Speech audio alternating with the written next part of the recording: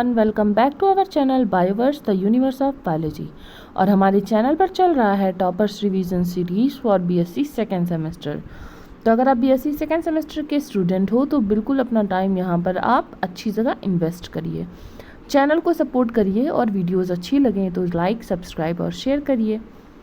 किसी भी तरह के पीडीएफ्स के लिए और डाउट क्लियरिंग के लिए आप टेलीग्राम चैनल को ज्वाइन करिए। वहाँ पर हम 1-on-1 कन्वर्सेशन और डाउट क्लियरिंग सेशन रखते हैं, ठीक है। चलिए स्टार्ट करते हैं। ये जो आपका एमसीक्यू का सीरीज़ है ये मैंने एक वेबसाइट टेक्स्टबुक.com से जो है लिया है, क्योंकि यहाँ पर क्वेश्चंस बहुत अच्छे अच्छे थे और आप भी यहाँ पर इस वेबसाइट पर जाकर प्रैक्टिस कर सकते हो, ठीक है। तो चलिए स्टार्ट करते हैं फर्स्ट क्वेश्चन। तो यहाँ पर पूछा है कि द गिवन डायग्राम शोज़, ये आप डायग्राम पहले ऑब्जर्व करो। यहाँ पे डायग्राम में स्ट्रक्चर क्या क्या है इसको आप ऑब्जर्व करो, ठीक है। उसके बाद में आपको ये बताना है कि ये है क्या। तो यहाँ पर हमें डायग्राम में क्या क्या दिख रहा है, यहाँ पर हमें लीव्स दिख रही हैं, ठीक है। यहाँ पर एक हमें स्टेम टाइप का कुछ दिख रहा है और यहाँ पर हमें ये कुछ हैंगिंग स्ट्रक्चर्स दिख रहे हैं, ठीक है। इतनी चीज़ें हमने ऑब्जर्व कर ली। अब हमें क्या करना है, देखना है an alga that lacks flagellated cells. तो यहाँ पर फर्स्ट ऑप्शन तो रॉन्ग हो गया, क्योंकि एल्गा नहीं हो सकता। एल्गा हमें पता है कि कुछ भी उसमें जो है थैलस जैसा स्ट्रक्चर होता है, इस तरीके का स्ट्रक्चर उसमें नहीं होता। लीवर वर्ट है, इस पर थोड़ा सोचना पड़ेगा। हेट्रोस्पोरस टेरिडोफाइट है, इस पर भी सोचना पड़ेगा। A gymnosperm with non motile sperms, तो ये जिम्नोस्पर्म का तो स्ट्रक्चर है नहीं, ठीक है। जिम्नोस्पर्म का स्ट्रक्चर नहीं है, तो यहाँ पर सही ऑप्शन क्या हो जाएगा, सही ऑप्शन है आपका हेट्रोस्पोरस टेरिडोफाइट, ठीक है। तो इस तरह से आपको पहले एलिमिनेशन करना है कि जो क्वेश्चंस तो एकदम गलत हैं, जो ऑप्शंस एकदम गलत है उनको हटा देना, फिर आपको सही आंसर की तरफ बढ़ना है। तो यहाँ पर इन्होंने देखिए जो है कॉन्सेप्ट और एक्सप्लेनेशन भी दिया है।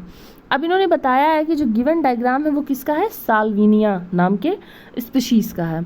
सेलाजिनेला एंड साल्विनिया क्या है, टेरिडोफाइट्स हैं, ठीक है। टेरिडोफाइट का ही दूसरा नाम क्या है, फर्न्स, ठीक है।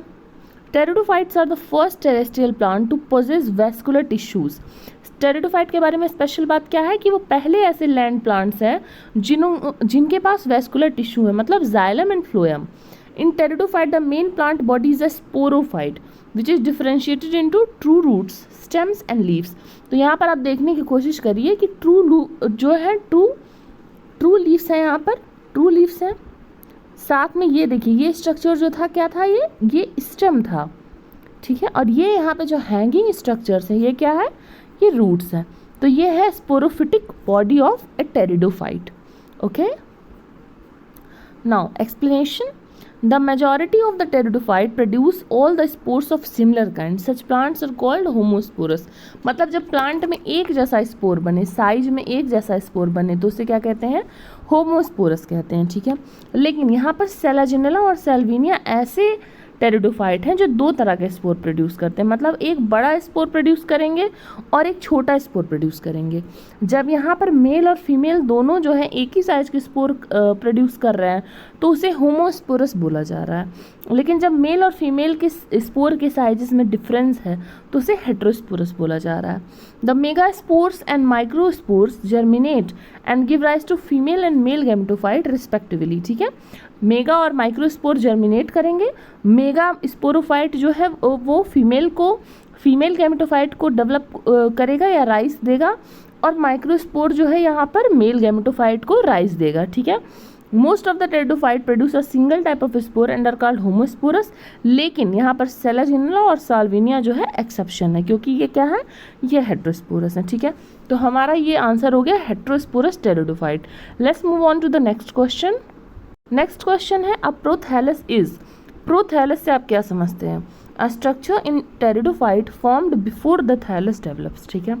थैलस से पहले डेवलप होने वाले स्ट्रक्चर को टेरिडोफाइट में हम प्रोथैलस कह सकते हैं। ये समवॉट सही लग रहा है।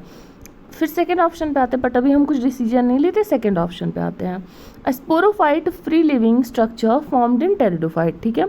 मतलब ये फ्री लिविंग स्पोरोफाइट को ही हम प्रोथैलस कहते हैं, इसको भी अभी हॉल्ट पे रखते हैं। A gametophyte free living structure formed in pteridophyte, यहाँ पर फ्री लिविंग स्ट्रक्चर तो है लेकिन ये स्पोरोफाइट ना होकर गैमेटोफाइट, ठीक है। और लास्ट में है a primitive structure formed after fertilisation in pteridophyte. अब इसमें से हमें देखना है कि सही आंसर क्या है। तो यहाँ पर ऑप्शन थर्ड जो है, a gametophyte free living structure formed in pteridophyte, इसे हम प्रोथैलस कहते हैं। ठीक है, कॉन्सेप्ट समझते हैं। The earliest plants to have evolve on land are thought to be pteridophyte. हमने ये बात एस्टेब्लिश कर ली कि लैंड प्लांट्स में सबसे पहला नाम आता है टेरिडोफाइट्स का। वो वैस्कुलर होते हैं, सीडलेस होते हैं, plant body has true root stem and leave होता है। ठीक, लेकिन यहाँ प्रोथैलस के बारे में कुछ बातें जानते हैं।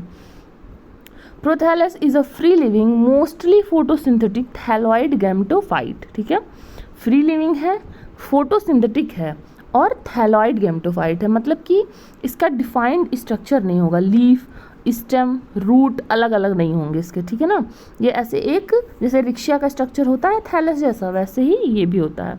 It is form during the life cycle of pteridophyta. The pteridophyta is a sporophyte that is the main plant body is diploid.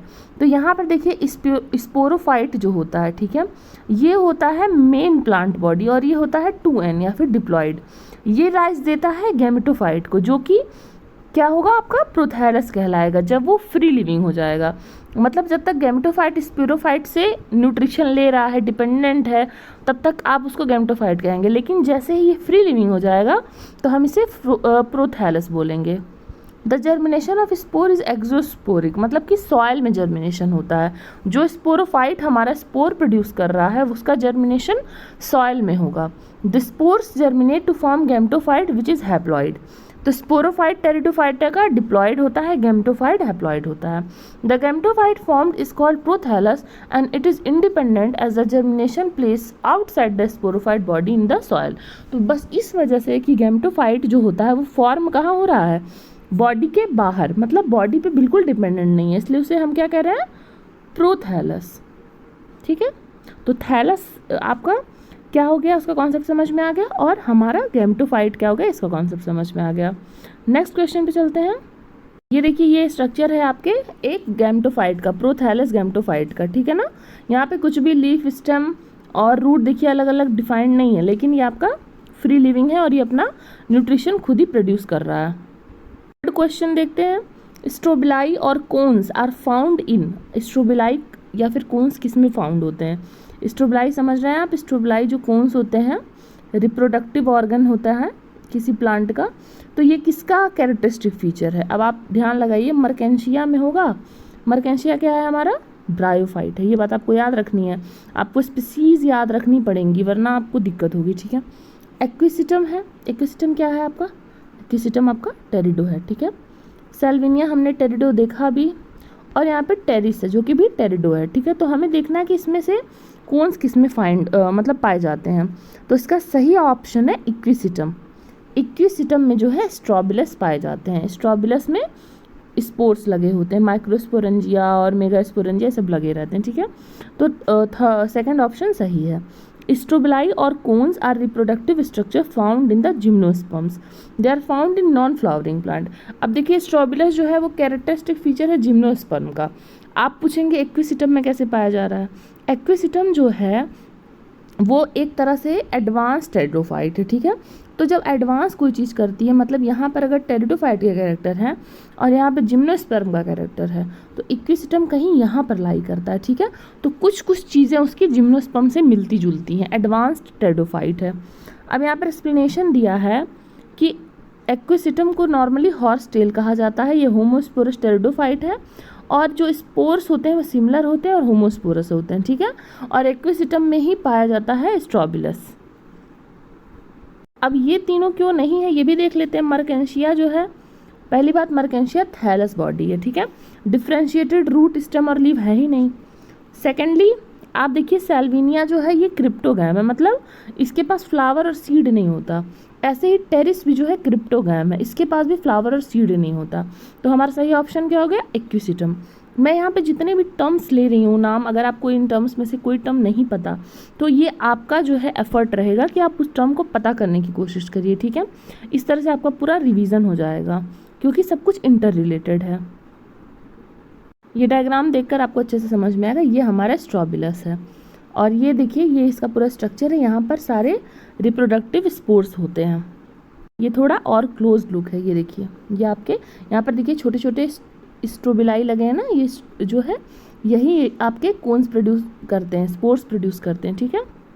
इस क्वेश्चन है आपका विच इज़ रूटलेस फर्न, इसमें से किस फर्न के पास रूट नहीं है, टेरिस, ड्रायोटेरिस, सैल्विनिया या फिर एडियंटम।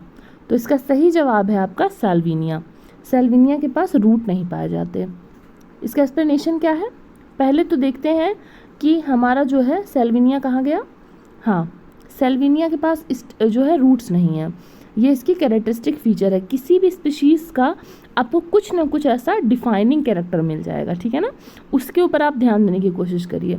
एजोला आपने ज़रूर देखा होगा, जो भी वाटर बॉडीज़ होती हैं वहाँ पर छोटे छोटे ऐसे लीफ लाइक स्ट्रक्चर्स हमेशा प्रेजेंट होते हैं, तो वो एजोला ही होता है। उसी तरह से साल्विनिया भी यहाँ पर माइक्रो टेरिडोफाइट है, मतलब बहुत छोटा है, तो इन सब में रूट्स नहीं होते हैं, लीफ लाइक स्ट्रक्चर ही होते हैं। नेक्स्ट क्वेश्चन पे चलते हैं। यहाँ पर देखिए कॉमन कुछ नेम्स हैं, इसे भी ध्यान दीजिएगा। ड्रायोटेरिस को क्या कहा जाता है, ब्रूक शील्ड फर्न। एडियंटम को क्या कहा जाता है, वॉकिंग फर्न। टेरिस को चाइनीज ब्रेक, ठीक है। तो ये सब कॉमन क्वेश्चन, कॉमन नेम्स वाले क्वेश्चन ना ज़रूर आते हैं। फिर उसके बाद में हम चलते हैं नेक्स्ट क्वेश्चन पे। तो हमारा नेक्स्ट क्वेश्चन है कि स्ट्रोबिलाई और कोन्स आर फाउंड इन, ये क्वेश्चन तो ऑलरेडी हो गया है। ये क्वेश्चन देखिए, इस तरह के क्वेश्चन थोड़े हार्ड होते हैं। Which of the following ferns are homosporous pteridophyte, ठीक है। तो यहाँ पर 4 नाम दिए हैं, सेलाजिनेला है, लाइकोपोडियम है, सैल्विनिया, इक्विसिटम है। अब इसमें से अगर आपको एक बताना होता तो ये थोड़ा ईजी हो जाता, बट यहाँ पे हमें कॉम्बिनेशन में बताना है कि ये फर्स्ट एंड फोर्थ है होमोस्पोरस, सेकेंड एंड थर्ड है, सेकेंड एंड फोर्थ है, या फिर थर्ड एंड फोर्थ है, ठीक है। तो इसका सही जवाब क्या है, सेकेंड और फोर्थ यहाँ पर आपके होमोस्पोरस प्लांट हैं। तो सेकेंड एंड फोर्थ में क्या है, जो कि लाइकोपोडियम है और इक्विसिटम है, ये आपके होमोस्पोरस प्लांट हैं, ठीक है। तो ये आपका जो है इसका आंसर हो गया। इसका एक्सप्लेनेशन चलते हैं, देखते हैं। ये आपको याद ही करना पड़ेगा कि कौन सा होमोस्पोरस है, कौन सा हेट्रोस्पोरस है। ये बात याद रखिएगा कि हेट्रोस्पोरस जो होता है, जो भी हेट्रोस्पोरस होगा, ठीक है, ये एडवांस कैरेक्टर है। मतलब एडवांस कैरेक्टर मतलब ये हायर ऑर्गेनिज्म में पाया जाता है हेट्रोस्पोरी। तो हेट्रोस्पोरी अगर आएगा तो आप हमेशा हायर टेरिडोफाइट को प्रीफर करिएगा, ठीक है। तो ये कुछ क्वेश्चंस हो गए, इक्विसिटम और सेलाजिनेला सबको इंक्लूड कर लिया, फर्न्स के बारे में, टेरिडोफाइट के बारे में। नेक्स्ट वीडियो में और क्वेश्चंस आएंगे, तब तक के लिए जो है आप अपना रिचुअल निभाइए, सब्सक्राइब करिए, शेयर करिए और हमारे साथ पढ़ते रहिए। Thank you.